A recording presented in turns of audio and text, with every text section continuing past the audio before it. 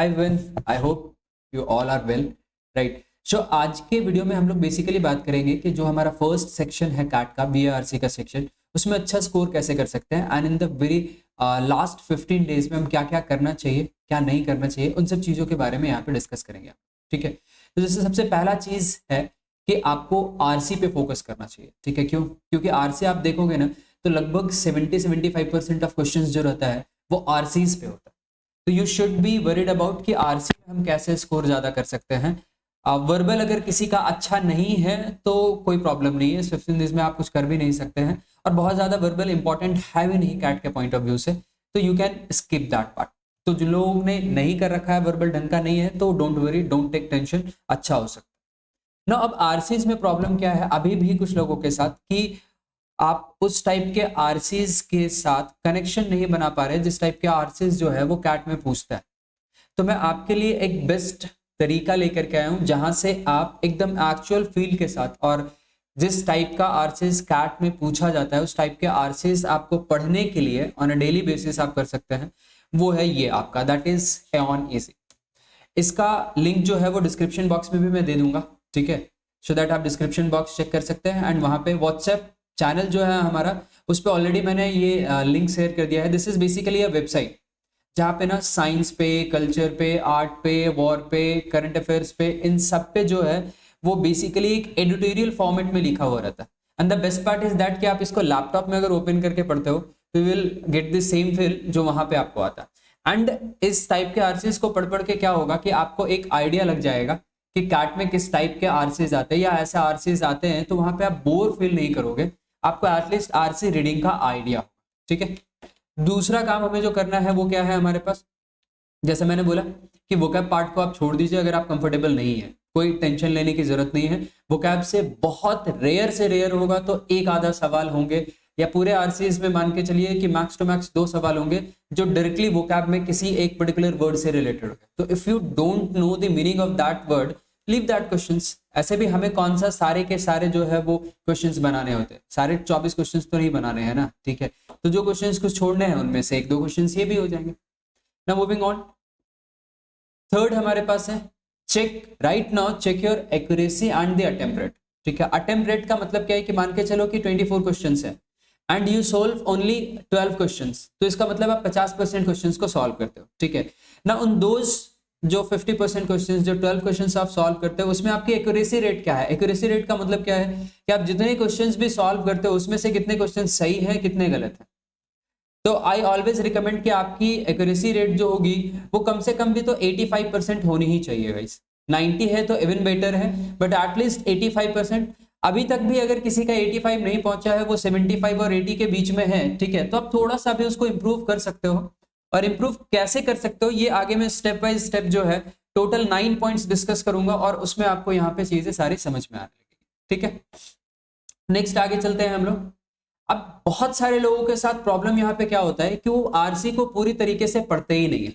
ठीक है, तो आपको आरसी को पूरे तरीके से पढ़ना है एंड आपको आरसी पढ़ने में जो टाइम है ना उसको थोड़ा मिनिमाइज करना। मिनिमाइज कैसे कर सकते हैं, जैसे मान के चलिए कि बहुत बार हाईफाई वर्ड लिखा हुआ रहता है, मतलब ऐसे वर्ड्स जिसका प्रोनाउंसिएशन हम नहीं कर पाते, राइट। तो अगर आप आरसी में आप पढ़ रहे हैं और उसका प्रोनाउंसिएशन नहीं कर पाते तो वापस बार बार उसको प्रोनाउंशिएट करने की कोशिश मत कीजिए। ठीक है, और जब आप आरसी सॉल्व कर रहे हैं, घर पे भी सॉल्व कर रहे हैं या कहीं पे आप मॉक दे रहे हैं बाहर तब सॉल्व कर रहे हैं, या आप एक्चुअल कैट में जाएंगे तब आप सॉल्व करेंगे, तो you need to keep in mind कि भाई मुझे इसको बोल बोल करके नहीं पढ़ना है, डोंट स्पीक आउट। आपको खुद से उसको मन में पढ़ना है। जो इंपॉर्टेंट वहां पे वर्ड्स होंगे उन पे ध्यान देना है एंड जो वर्ड्स आप प्रोनाउंशिएट नहीं कर सकते या जो आपको पढ़ने में डिफिकल्ट लग रहा है, लीव दैट वर्ड। कहीं पे ऐसे कुछ मान के चलिए कि नंबर्स वगैरह आ रहे हैं, if that is not important. ठीक है, क्योंकि आपको पता है कि कई बार नंबर से रिलेटेड क्वेश्चंस नहीं होता है, ज्यादातर वेरी रेयर होता है, तो उसको आप क्या कर सकते हैं, इग्नोर कर सकते हैं एंड थोड़ा सा आरसीएस को आप ऐसे आप जल्दी पढ़ सकते हैं। Next, look for the important word.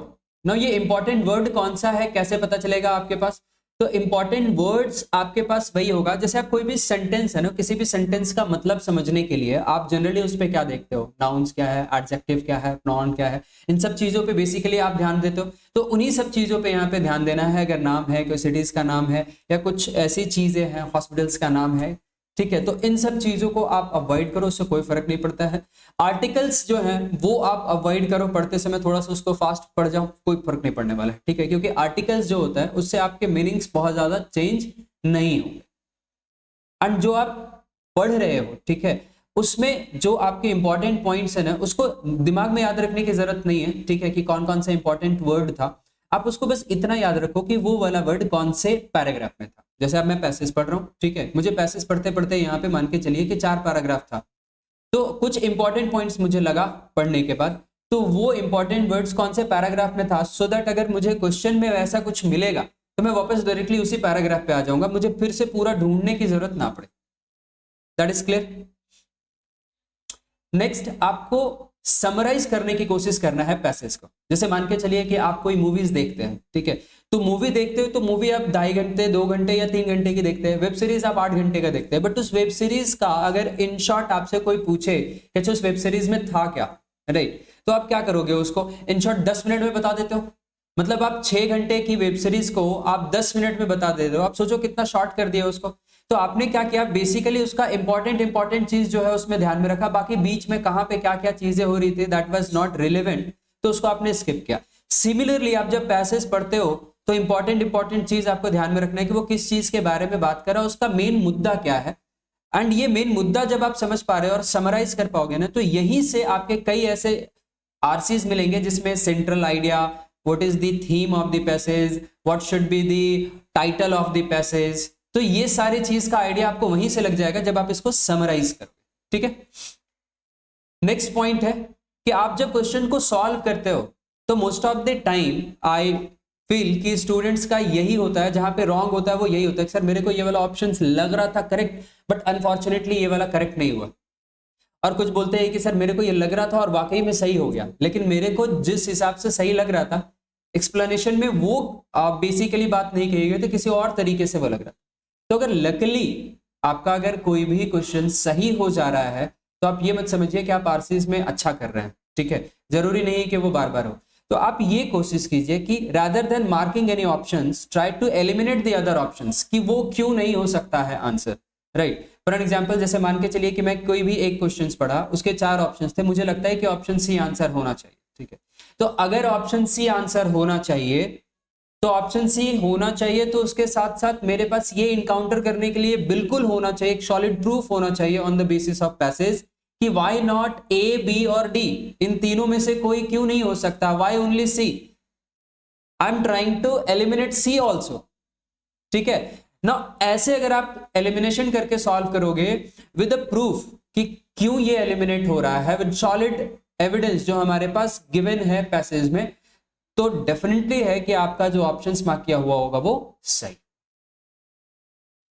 8th point, कुछ क्वेश्चंस होते हैं जो फैक्ट बेस्ड होते हैं, कुछ क्वेश्चंस होते हैं जो इन्फरेंस बेस्ड क्वेश्चन, ठीक है।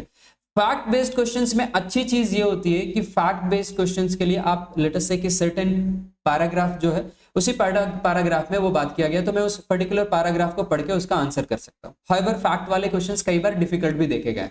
इन्फरेंस बेस्ड क्वेश्चन जो होते हैं वो थोड़े से comparatively with respect to fact आसान होंगे, लेकिन आपको इसके लिए क्या करना पड़ेगा, आपको पूरा पैसेज को एकदम ध्यान में रखना पड़ेगा और तब जाकर के आपको बनाना पड़ेगा। तो इन माय सजेशन, अगर आप इन्फरेंस में आप चेक कर लो कि आपका फैक्ट में ज्यादा अच्छा एक्यूरेसी रेट है या इन्फरेंस में ज्यादा अच्छा एक्यूरेसी रेट है। अगर आपका फैक्ट में अच्छा है तो आप पहले फैक्ट वाले सॉल्व करो, इन्फ्रेंस में अच्छा तो पहले इन्फ्रेंस करो। वैसे इन्फ्रेंस बहुत सारे ऐसे बच्चे होते हैं, मेजोरिटी ऑफ द स्टूडेंट्स होते हैं जिनका इन्फ्रेंस में ज्यादा अच्छा नहीं होता बट फैक्ट वाले में ज्यादा अच्छा होता है, ठीक है।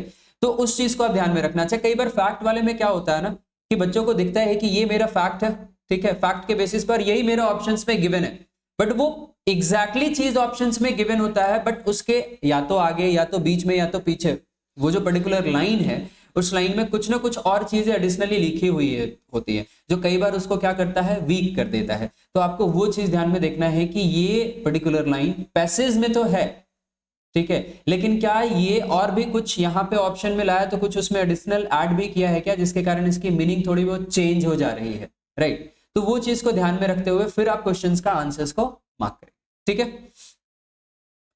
लास्ट पॉइंट दैट इज कि कई बार क्या होता है ना कि जैसे अभी मान के चलिए कि रसिया यूक्रेन वॉर बहुत पॉपुलर हुआ, ठीक है, बहुत काफी दिनों से चल रहा है। अब आपने इसके ऊपर न्यूज देखा कई सारे जगहों से और आपने एक स्टडी की अपनी, तो आपका रसिया यूक्रेन वॉर को लेके एक परसेप्शन बना हुआ है दिमाग में, एक ऑलरेडी स्टोरी आपके दिमाग में बनी हुई। अब जब आप कैट में बैठ रहे हो या मॉक दे रहे हो, आरसी एक आ गया रसिया यूक्रेन वॉर के ऊपर, ठीक है, बट वो एग्जैक्टली सेम फैक्ट को रिप्रेजेंट नहीं कर रहा है जो एक्चुअली में वॉर में हुआ था और जो आपको पता था। तो अब यहां पे क्या होगा कि आप क्वेश्चंस को सॉल्व करते समय अगर आप अपने अजम्पशन के बेसिस पे क्वेश्चंस को सॉल्व करोगे कि मुझे तो ये पता था, ठीक है, या कई बार लोग करते हैं कि अच्छा ये तो मुझे पता है, ये उस टाइप का आरसी आ गया है ना, तो हम तो बना देंगे, ठीक है, जैसे साइंस एंड टेक्नोलॉजीज पे आरसी आ जाती है। अब साइंस एंड टेक्नोलॉजी में पीपल थिंक कि ये तो मेरे को पता है कि इससे यही चीज होने वाली है, राइट, तो अब वो वहां पे उसके बेसिस पे आंसर्स मार्क कर देते हैं, पूरा ढंग से उसको पढ़ के समझते भी नहीं है, समराइज भी नहीं करते हैं, और फिर बोलते हैं कि अरे सर ये गलत हो गया। तो आपको क्या आता है ना वो आप छोड़ दीजिए, ठीक है, जस्ट लाइक ये है आपके पास कि जो आरसीएस में गिवन है that is the universal truth for solving questions of that particular RCS, ठीक है। मैं बाहर का कोई भी रिसोर्सेज जो है कुछ भी मेरे दिमाग में, मैं उसको कुछ वहां पे कंबाइन नहीं करूंगा, कुछ यूटिलाइज नहीं करूंगा, जो आरसीज के बेसिस पे आ रहा है मैं सिर्फ और सिर्फ वही करने वाला, ठीक है।